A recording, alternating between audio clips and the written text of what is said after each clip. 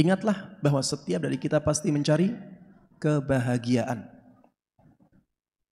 Siapa yang tidak ingin bahagia? Orang-orang yang memburu dunia itu, yang dicari apa? Sebenarnya mereka mencari kebahagiaan. Mereka ingin memuaskan hatinya. Ada yang mengejar wanita. Sebenarnya juga yang dikejar adalah kebahagiaan dia. Ada yang mengejar tahta. Sebenarnya juga ini kebahagiaan yang dicari. Ada yang bertamasya keliling dunia. Sebenarnya yang dicari adalah kepuasan, kebahagiaan.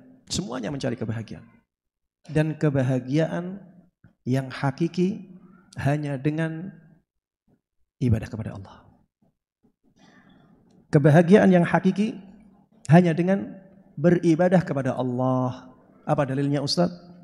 Allah katakan di dalam Al-Quran di surat Ar-Ra'd, ala bidzikrillahi tatma'innul qulub, yang artinya ingat-ingatlah, hanya dengan berzikir kepada Allah hati akan menjadi tenang. Hati yang tenang itulah hati yang bahagia. Dikatakan di sini hanya dengan berzikir kepada Allah.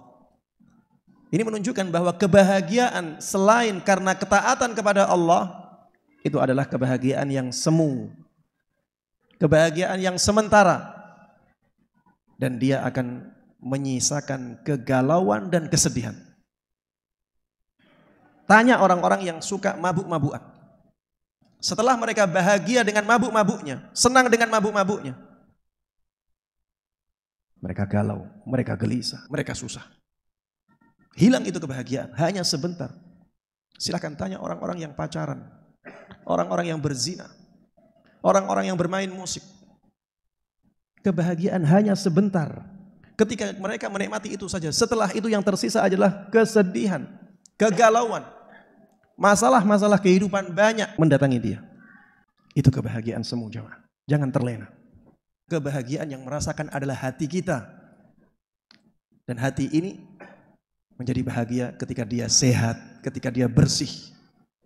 Bersih dan sehatnya hati adalah dengan beribadah dan taat kepada Allah Subhanahu wa taala.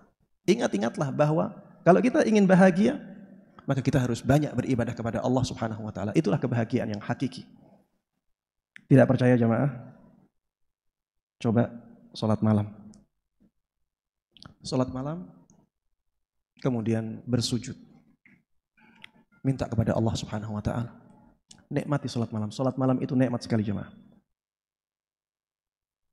Dengan sholat malam, kehidupan kita akan tentram, akan teratur, akan menjadi baik.